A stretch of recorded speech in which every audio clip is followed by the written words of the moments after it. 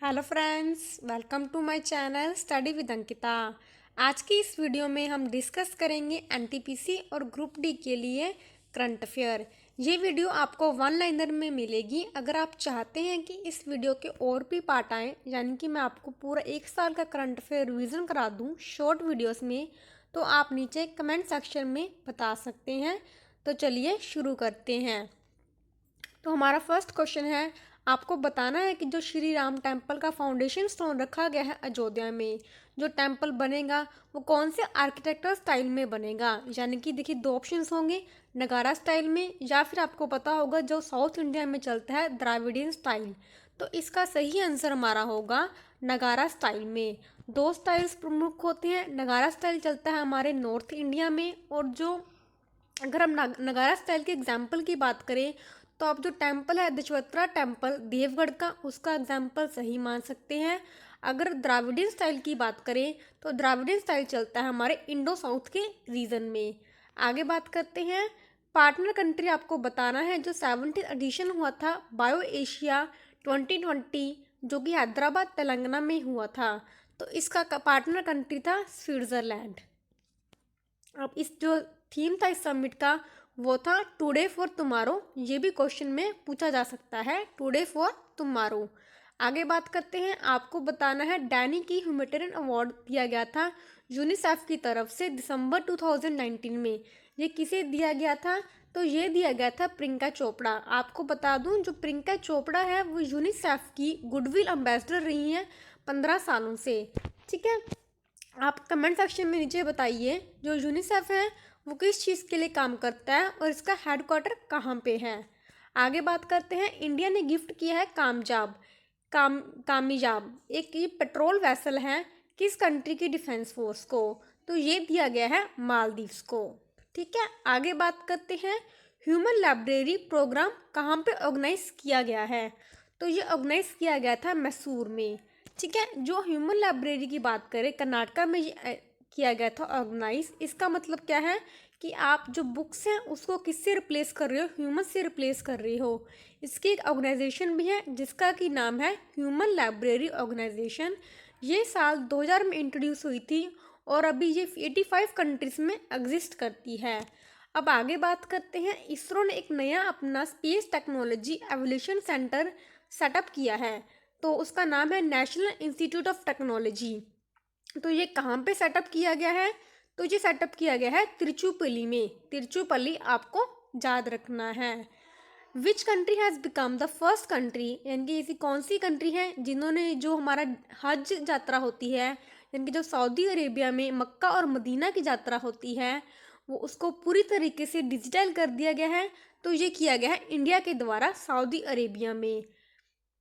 तो कौन सा प्लान है प्राइम मिनिस्टर नरेंद्र मोदी के द्वारा, जो कि 25 दिसंबर 2019 को अनाउंस किया गया था, लॉन्च किया गया था, जो हमारा ग्राउंड वाटर है उसके लिए। तो ये लॉन्च किया गया था हमारा प्रोग्राम अटल ग्राउंड वाटर स्कीम। आपको बता दूं 25 दिसंबर को हम क्या बनाते हैं, जो अटल बिहारी वाजपेयी थे जो कि हमारे पहले प्रधानमंत्री थे, उनकी जो गुड गवर्नेंस डे उनके जन्मदिन के उपलक्ष्य में मनाया जाता है। तो इसी दिन ये जो अटल ग्राउंड वाटर स्कीम थी ये लॉन्च की गई थी प्राइम मिनिस्टर नरेंद्र मोदी जी के द्वारा। अब आगे बात करते हैं, किसे डिक्लेयर किया गया world's most famous teenager by the United Nations, यानी कि जो यूनाइटेड नेशंस के द्वारा जो पूरी फेमस टीनेजर है तो डिकेड की उसे किसे डिक्लेयर किया गया है। तो ये किया गया है मलाला यूसुफजई। मलाला यूसुफजई आप सबको पता होगा, ये एक नोबल ल्यूरेट है पाकिस्तान से। इन्हें शांति का नोबल पीस प्राइज मिला था हमारे जो एक थे इंडिया के कैलाश तारती उनके साथ। ये इनको तालिबान ने इनकी गोली लगा के हत्या करने की कोशिश की थी, क्योंकि ये जो लड़कियों की पढ़ाई को सपोर्ट करती थी। और आपको एक फैक्ट और भी याद रखना है कि अगर आपसे क्वेश्चन में पूछा जाए कि सबसे यंगेस्ट कौन है जिन्हें कि नोबेल प्राइज़ मिल चुका है, तो इनका नाम आएगा मलाला यूसुफजई का। अब आगे बात करते हैं, longest lived women in space, यानी कि सबसे ज़्यादा लॉन्गेस्ट टाइम पे स्पेस में कौन रही थी। तो इनका नाम है क्रिस्टीना कोच। क्रिस्टीना कोच सबसे ज़्यादा टाइम पे रहने वाली वुमेन बन चुकी हैं स्पेस में। इनके बारे में आपको एक फैक्ट और भी याद रखना है, ये 300 दिन तक स्पेस में रही थी और ये एक ऐसी पहली महिला थी जो एक इनके साथ थी जेसिका मीर, क्रिस्टीना और जेसिका, ये इससे पहले फीमेल्स थी जिन्होंने स्पेस में वॉक किया था बिना कोई मेल कंपेनियन के साथ, यानी कि ये तीनों पहली औरतें थीं जिन्होंने स्पेस में वॉक किया था। आगे बात करते हैं, फाउंडेशन स्टोन रखा गया है इंडिया का first Ganga centralised aqua lab का at the wildlife institute of India. ये कहाँ पे रखा गया है? तो इसका सही आंसर होगा देहरादून, उत्तराखंड में। ये सिर्फ वन लाइनर है, आपको इसे वन लाइनर के रूप में ही याद करना है। आगे बात करते हैं, वर्ल्ड की first full electric commercial aircraft, यानी कि जैसे हम एरोप्लेन्स उड़ाते हैं, हम उस पर एरो जो फ्यूल होता है वो यूज़ करते हैं, बट यहाँ पे जो फ्यूल यूज़ किया गया था वो पूरा इलेक्ट्रिकल थी, कमर्शियल फ्लाइट थी। कहाँ पे टेस्ट की गई है? तो ये टेस्ट की गई थी कनाडा में। इसका सही आंसर होगा कनाडा के शहर वैंकूवर में। आगे बात करते हैं, नेशनल स्टॉक एक्सचेंज का जो चेयरमैन किसे अपॉइंट किया गया है? तो इसका सही आंसर होगा GC चतुर्वेदी, गिरीश चंद्रा चतुर्वेदी। एक ऐसा इंडियन प्लेयर का नाम बताना है जिसे कि sports person of the year award 2019 से अवार्ड किया गया है। तो इसका सही आंसर होगा रानी रामपाल। रानी रामपाल हॉकी से बिलोंग करती हैं और ये हमारी हॉकी जो टीम है, इंडिया की महिला टीम है, उसकी कैप्टन भी रानी रामपाल ही हैं। अब आगे बात करते हैं, प्रेसिडेंसी G20 की इस साल किसके देश के पास है?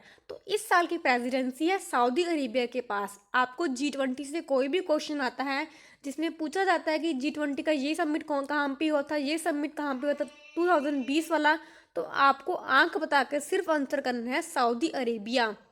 ठीक है, इसका सही आंसर होगा सऊदी अरेबिया। आगे बात करते हैं, चेयरमैन कौन है एशियन डेवलपमेंट बैंक के? ADB बैंक के चेयरमैन का नाम बताना है आपको। तो इसके जो चेयरमैन है उनका नाम है मातुसुगा आसाकावा। ये जनवरी में अपॉइंट किए गए हैं और ये 10th है एशियन डेवलपमेंट बैंक के चेयरमैन। एशियन डेवलपमेंट बैंक का काम क्या है कि जो हमारे एशियन कंट्रीज हैं उन्हें लोन प्रोवाइड करना और उनकी जो सस्टेनेबिलिटी उन्हें मैनेज करना। इनकी जो फॉर्मेशन हुई थी एशियन डेवलपमेंट बैंक की, वो हुई थी 1966 में। इसका हेडक्वार्टर है मनीला और फिलीपींस में। तो आज की वीडियो के लिए बस इतना ही। अगर आपको वीडियो अच्छी लगे तो लाइक करिए, शेयर करिए, चैनल ज्वाइन करिए टेलीग्राम स्टडी विद अंकिता। अगर आप चाहते हैं कि और इसके पार्ट्स बने तो कमेंट सेक्शन में नीचे ज़रूर बताइएगा। Thanks for watching, take care and bye bye.